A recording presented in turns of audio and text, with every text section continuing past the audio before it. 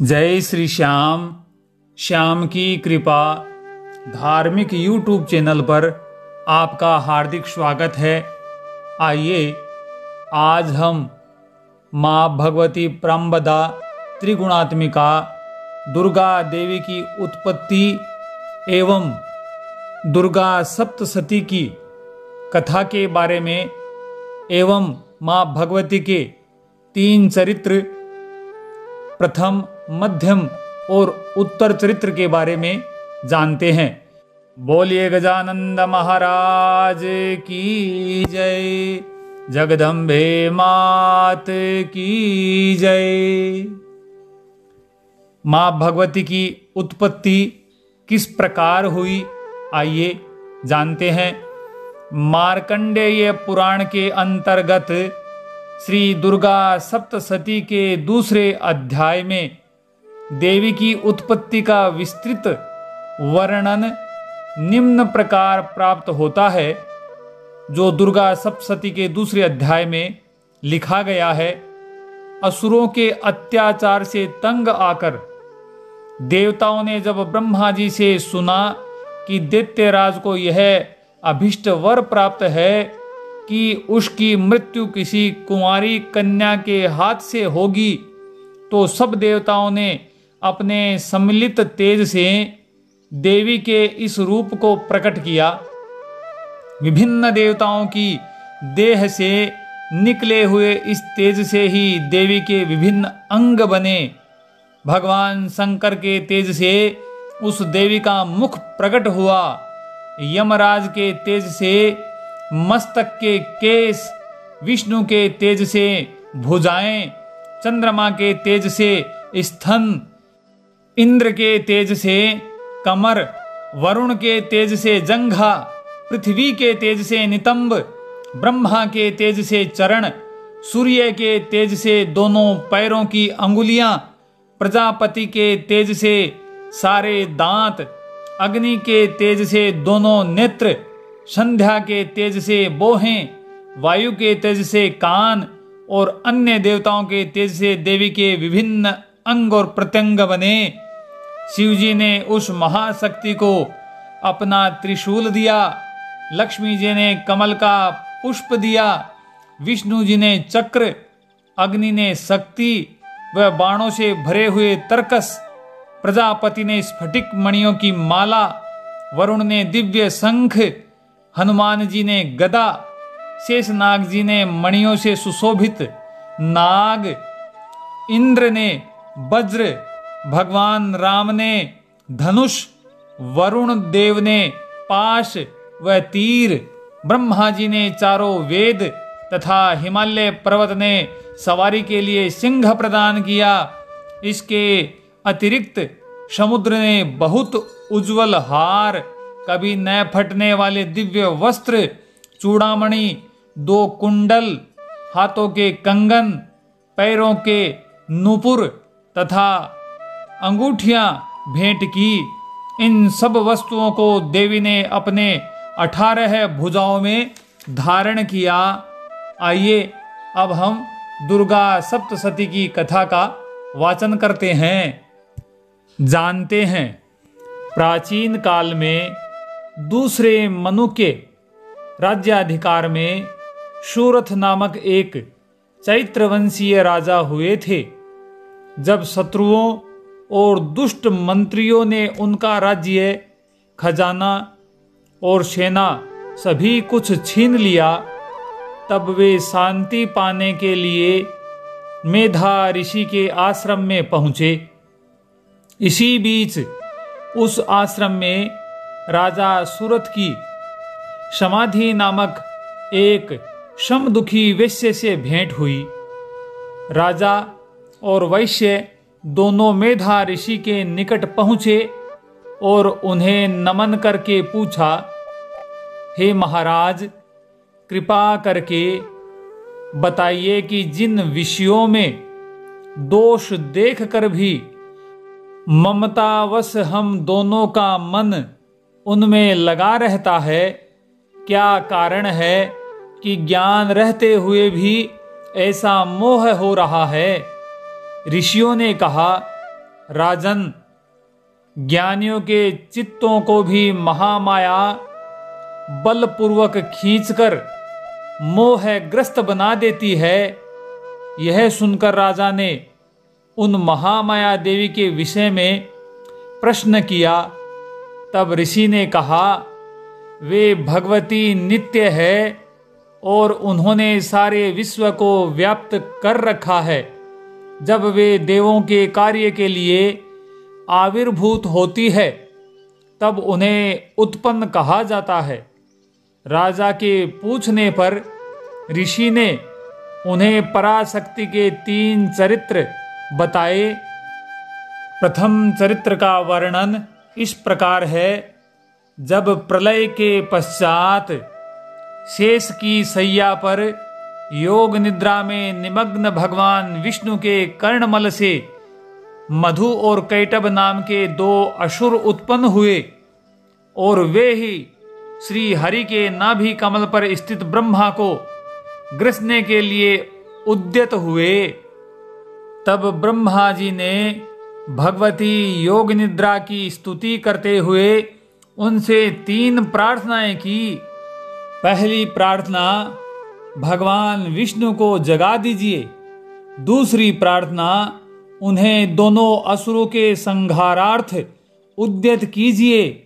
और तीसरी प्रार्थना में असुरों को विमोहित कर श्री भगवान विष्णु द्वारा उनका वध करवाइए। तब भगवती ने ब्रह्मा को दर्शन दिया। भगवान योग निद्रा से उठकर मोहित कर दिए जाने पर भगवती से वर मांगने को कहा। अंत में उसी वरदान के अनुसार वे भगवान विष्णु द्वारा मारे गए। अब मध्यम चरित्र के बारे में जानते हैं। प्राचीन काल में महिष नामक एक महाबली असुर ने जन्म लिया।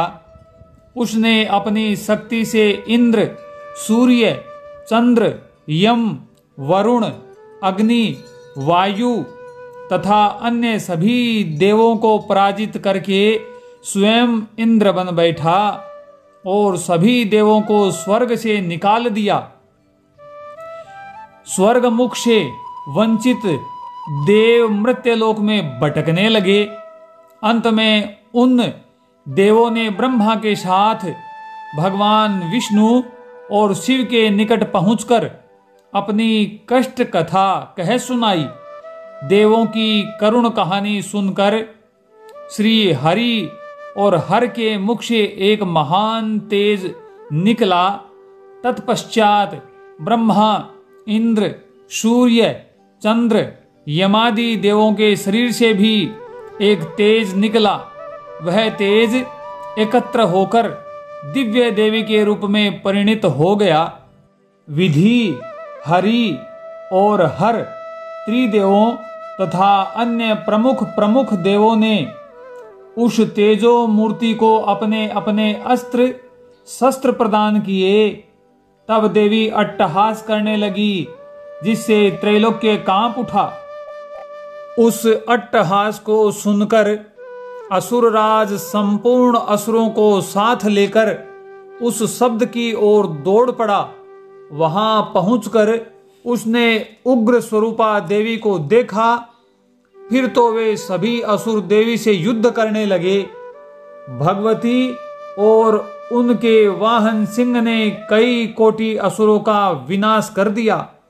भगवती के हाथों असुर के 15 सेनानी चिक्षुर, चामर, उदग्र, कराल, वाष्कल, ताम्र, अंधक, अशिलोमा, उग्राश्य, उग्रवीर्य, महाहनु, विडालाश्य, महाशुर, दुर्धर और दुर्मुख आदि मारे गए। तब महिषासुर महिष हस्ती मनुष्यादि का रूप धारण कर भगवती से युद्ध करने लगा और अंत में वह भी मारा गया।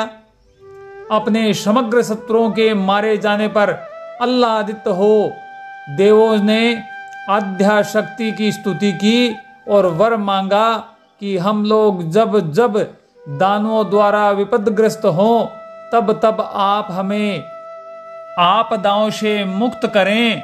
तथा इस चरित्र को पढ़ने सुनने वाले प्राणी संपूर्ण सुख ऐश्वर्य से संपन्न हो जाएं, तब तथास्तु कहकर देवी ने देवों को अभिषिप्त वरदान दिया और स्वयं तत्काल अंतर्धान हो गई। अब उत्तर चरित्र जानते हैं। पूर्व काल में शुंभ और निशुंभ नामक दो महापराक्रमी असुर हुए। उन्होंने इंद्र का राज्य और यज्ञों का भाग तक छीन लिया। वे दोनों सूर्य, चंद्र, कुबेर, यम, वरुण, पवन और अग्नि के अधिकारों के अधिपति बन बैठे। तब देव शोकग्रस्त होकर मृत्युलोक में आए और हिमालय पर पहुंचकर करुणाद्र हृदय से प्रार्थना करने लगे। तब भगवती पार्वती प्रकट हुई। उन्होंने देवों से पूछा, आप लोग किसकी स्तुति कर रहे हैं? इसी समय देवी के शरीर से शिवा निकली और कहने लगी, शुंभ निशुंभ से पराजित होकर स्वर्ग से निकाले गए ये इंद्रादि देव मेरी ही स्तुति कर रहे हैं। पार्वती के शरीर से निकलने के कारण अंबिका कौशिकी कहलाई। उनके निकल जाने से पार्वती कृष्णवर्णा हो गई तथा काली नाम धारण कर हिमालय पर रहने लगी। इधर परम सुंदरी अंबिका को शुंभ निशुंभ के भृत्य चंड मुंड ने देखा तो दोनों ने जाकर शुंभ से उनके अतुल सौंदर्य की प्रशंसा की। भृत्यों की बात सुनकर शुंभ ने सुग्रीव नामक असुर को अंबिका को ले आने के लिए भेज दिया।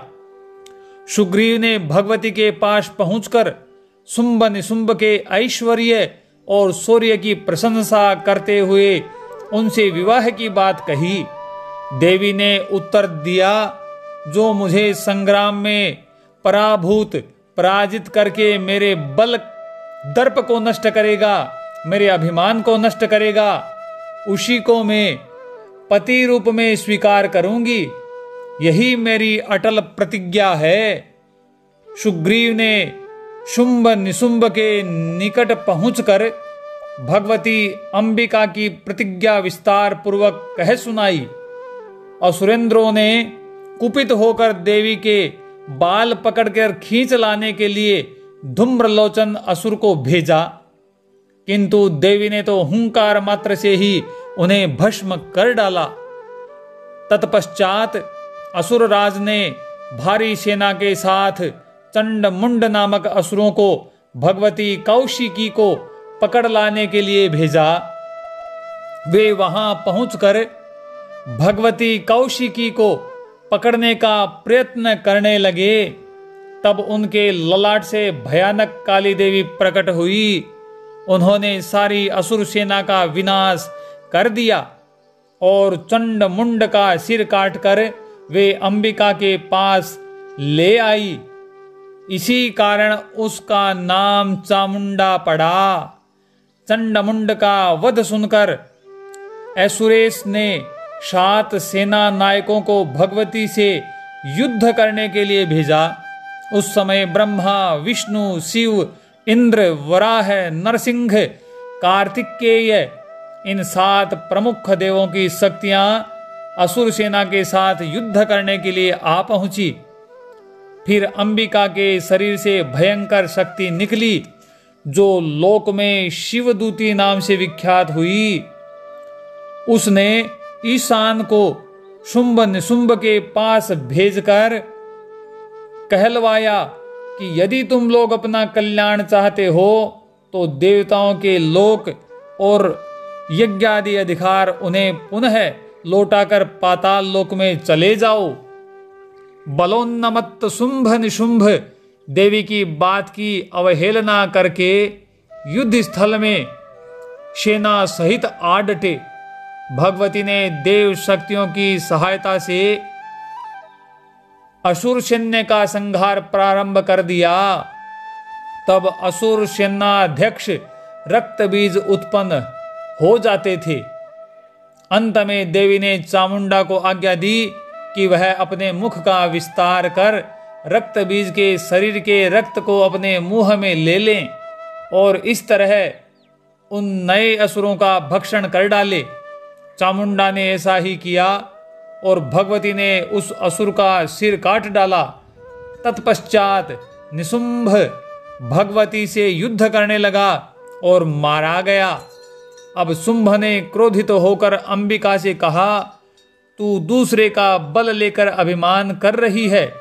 भगवती ने उत्तर दिया, संसार में मैं एक ही हूँ, ये समस्त मेरी विभूतियाँ हैं, ये मुझसे ही उत्पन्न हुई है और मुझ में ही विलुप्त हो जाएंगी। इसके बाद सातों शक्तियाँ देवी के शरीर में प्रविष्ट हो गई और शुंभ भी देवी के कौशल से मारा गया।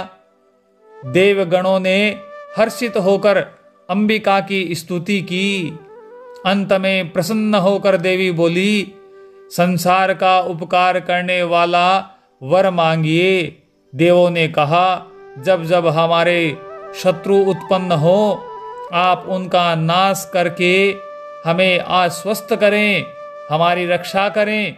भगवती आद्याशक्ति ने एवमस्तु कहा और भविष्य में 7 बार भक्त रक्षणार्थ अवतार लेने की कथा तथा दुर्गा चरित्र के पाठ का महात्म्य वर्णन कर अंतर्ध्यान हो गई। भगवती की उत्पत्ति और प्रभाव के 3 चरित्र सुनाकर मेधा ऋषि ने राजा सुरथ और समाधि वैश्य को भगवती की उपासना का आदेश दिया। दोनों ने कठोर उपासना की। अंत में देवी ने प्रकट होकर राजा को उसका राज्य पुनः प्राप्त होने का तथा वैश्य को ज्ञान प्राप्ति का वरदान दिया। उस वरदान के प्रभाव से राजा सूरथ सूर्य से उत्पन्न होकर सावर्णी मनु हो गए। भगवती दुर्गा के इस पावन चरित्र का पाठ करने से पापों का नाश, आपत्तियों का निवारण, सकल विघ्न बाधाओं से मुक्ति, धन धान्य से परिपूर्ण जीवन होता है। धर्म, अर्थ, काम, मोक्ष तथा चारों पदार्थों की प्राप्ति माँ भगवती की कृपा से सहज ही प्राप्त हो जाती है और माँ भगवती की अनन्य कृपा सदैव इस तीनों चरित्रों को पठन करने वाले भक्त पर बनी रहती है। बोलिए जगदम्बे मात की जय।